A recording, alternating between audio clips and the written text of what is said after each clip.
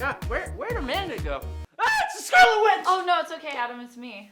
It's Halloween, so I just figured I'd dress up. I'm sorry, I should have coordinated with you. My heart. You could have been Doctor Strange. Could have been anything. Oh my gosh. I'm just so misunderstood though as well as Scarlet Witch, so I understand why you would have that reaction, but not like the villains we're talking about today. They are not misunderstood at all. Nope, these guys are just straight up terrifying. Today on Top 10 Nerd, we're counting down the top 10 horrifying Spider-Man villains. I am Amanda McKnight, aka Vampex13. For the Scarlet Witch, and I'm Adam Andrews, and let's jump in before she turns me into spaghetti. No. Alright.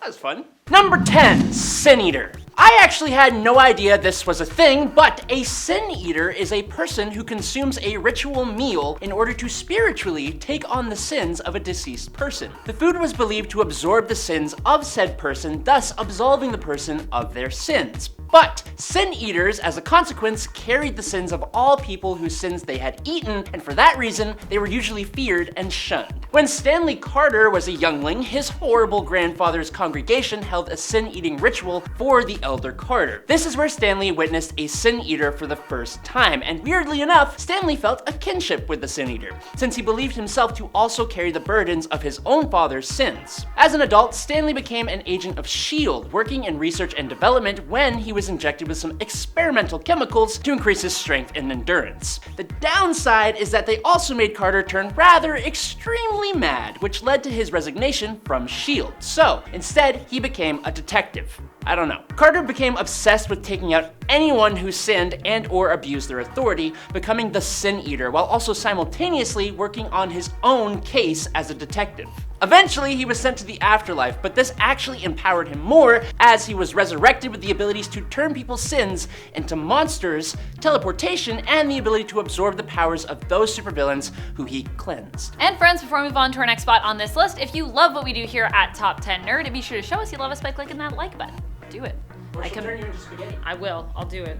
You better do it right now. Number 9, Beyond Corporation. The Beyond Corporation was probably one of the coolest new villainous organizations to rear its head in the Spider-Man comics. And the super cool thing about it, it's actually not as new as you think. If you were introduced to the Beyond Corporation via the Spider-Man Beyond event, you might be surprised to hear that it's actually been around since 2006 in the comics. True fact. Beyond only made about 42 appearances so far, but its first appearance actually happened not during the Beyond event in ASM, and nor during the Point Bays for that event, but back in Next Wave issue number 1. Beyond actually gets its name from the true all-powerful beings behind it, who are, you guessed it, Beyonders. So while Maxine Danger might send a shiver down your spine, I know she did in mine, the real danger isn't even just in the corporation or those who manage it, but the cosmic threat running it all. Number 8, Swarm. Now, personally, I don't find bees or wasps to be inherently scary, but that's because generally we only deal with 1 or 2, maybe 3 at a time. When these insects become truly terrifying is when there are literally thousands of them. That's probably what the sinister German toxologist and expert beekeeper Fritz von Meyer thought when he found a pretty unique hive of killer bees in South America. The bees seemed to show absolutely no fear. They were super passive, and they also seemed to possess a highly developed intelligence. Under the belief that a nearby meteorite bombardment had actually mutated the bees with radiation, because this is a comic book, von Meyer built a device that he hoped would reawaken the bees' killer instincts so that they could and would serve him.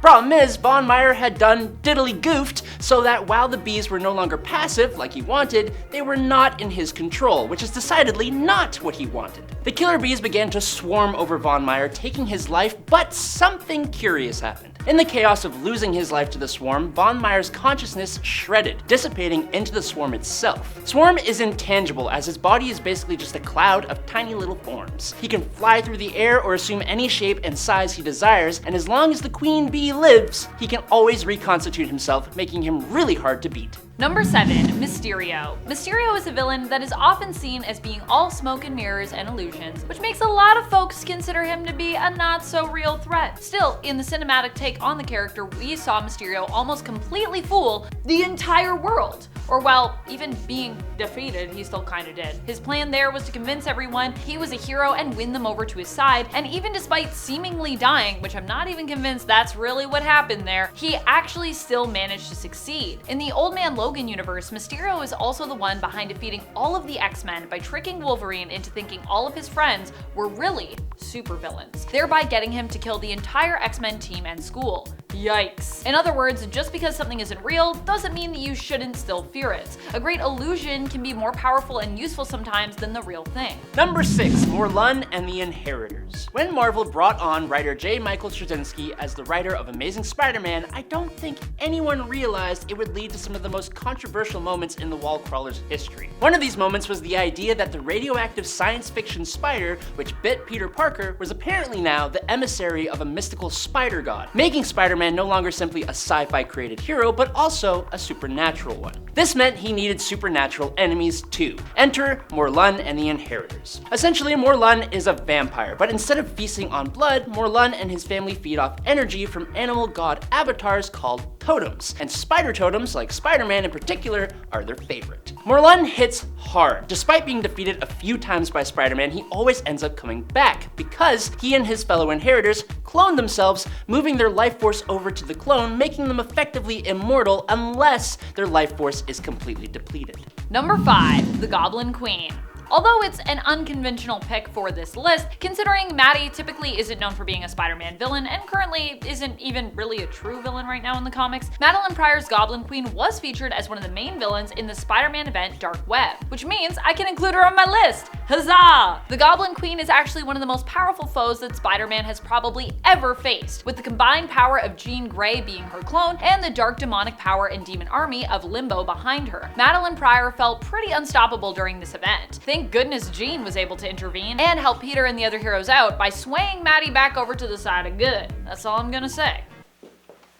Huzzah! Number 4, the Lizard/Shed. After losing his arm in an explosion, Dr. Curtis Connors devoted his life to creating a serum to regenerate lost limbs. Using DNA from reptiles who naturally regrew lost limbs, Connors created a serum he was sure would work. And it did, but it also turned him to an extremely large lizard monster. Hate when that happens. Now, that is quite terrifying enough, with Connors being unable to control himself in his lizard form. He became a massive threat with super strength, speed, durability, healing, stamina, agility, wall crawling, and all the power of being a massive lizard, with the ability to psionically control other reptiles. But wait, there's even more. In an extremely gruesome turn of events, when the lizard personality ate Kurt Connors' son, Billy, whatever human personality inside of the lizard went completely silent. This allowed the lizard to run rampant, becoming a new and more powerful version of this already powerful monster called the Shed. The Shed was huge and much more powerful than the lizard had ever been. The Shed even somehow developed psychic abilities as well. Luckily, Spider-Man did defeat the Shed by showing it pictures of Billy, which helped to reawaken the human side of the monster and brought him back to a more manageable size. But still,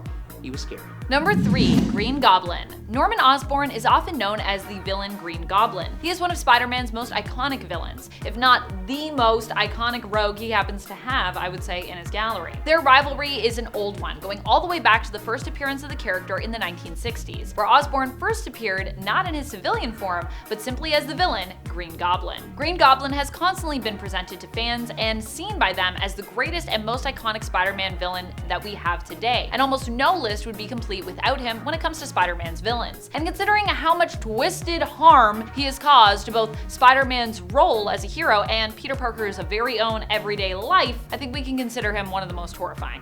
Yeah? Number 2, Red Vulture. Jimmy Natal was a fixer for the mob whose job was to clean up the messes that others made. Now over time, the workload became way too much for him to handle, and he went to his superiors requesting help. He suggested picking a candidate to mutate into a human-vulture hybrid using the same technology that created the Scorpion and the Fly, because, I mean, yeah, of all the options, that seems the most efficient and sane. It turns out that his bosses agreed with him though, and the candidate they chose was Jimmy himself. Under the impression that the operation would cause memory loss, he was forcibly turned into a new vulture. Being mutated into a man-eating monster, Jimmy gained massive skin-colored mandibles instead of a normal mouth, he gained acidic vomit, real wings and super strength, and he became pretty much an animal, flying around, screeching, and eating people, being used by organized criminals and other villains, and eventually regaining some memories which just gave him specific targets to bring down before he was eventually deleted from the world of the living by the Punisher.